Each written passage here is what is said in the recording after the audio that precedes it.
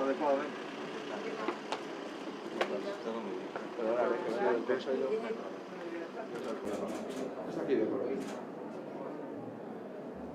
Es joven, ¿no?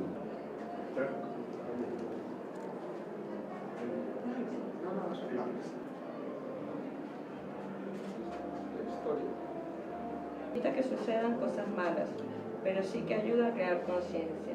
En nombre de David, honrados y agradecidos. Mira que es un país serio, ¿no? De los países donde Cansa mucho de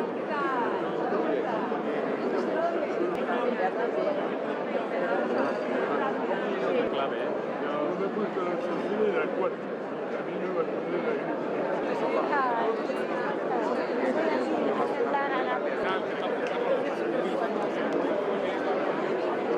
La verdad es que el Congreso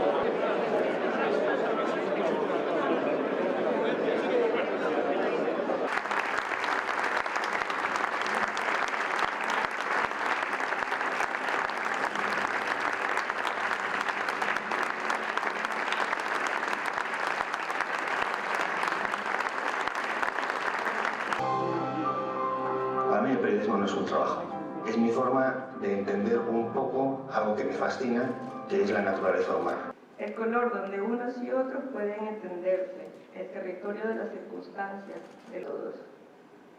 El tipo de periodismo que hacía tenía que verse.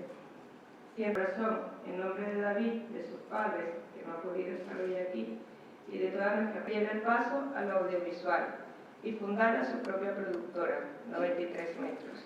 Miembros de la Fundación, miembros de la Fundación Santiago Rey, Fernández de la Torre, autoridades presentes. O mérito de David non reside soamente no seu humanismo curioso, nin tampouco no risco que afrontan a maioría das súas misións como correspondente. No seu traballo hai entrega e hai rigor, pero como sinala axeitadamente o xurado do premio, tamén se reflicte o respecto aos protagonistas das peripecias que narraba e a delicadeza.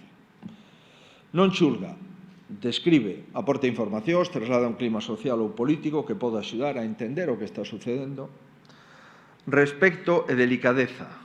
Vela aí dúas virtudes que, así enunciadas, poderían resultar anacrónicas e que, sin embargo, deberían figurar no frontispicio de calquera sociedade que queira perpetuarse.